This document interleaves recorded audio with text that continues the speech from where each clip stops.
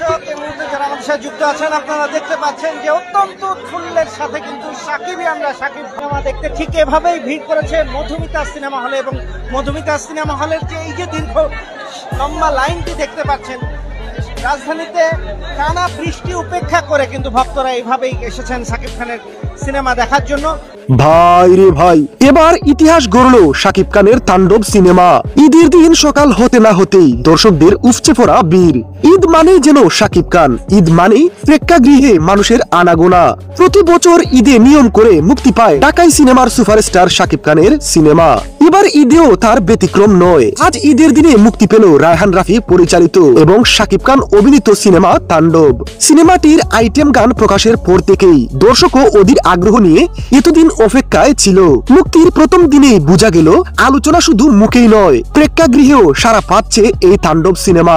তাই সকাল থেকে এই সিনেমাটি দেখতে উৎসুক জনতার ভিড়।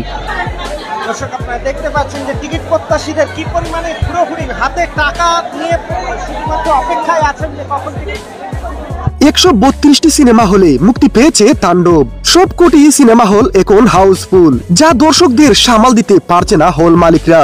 যদিও তাদের মনে খুশির বন্যা বইছে, কারণ এটি প্রত্যাশার চাইতেও বেশি কিছু ছিল যে সুপারস্টার শাকিব খানের বদৌলতে আজ দর্শকরা হলমুখী হচ্ছে। আমরা যদি একটু উপর থেকে দেখাবার চেষ্টা করি যে কি পরিমাণে ভিড়, রীতিমতো মানে কিছুক্ষণ পর পর কোন্দল শুরু হয়ে যাচ্ছে টিকিট না পেয়ে দর্শকদের মধ্যে।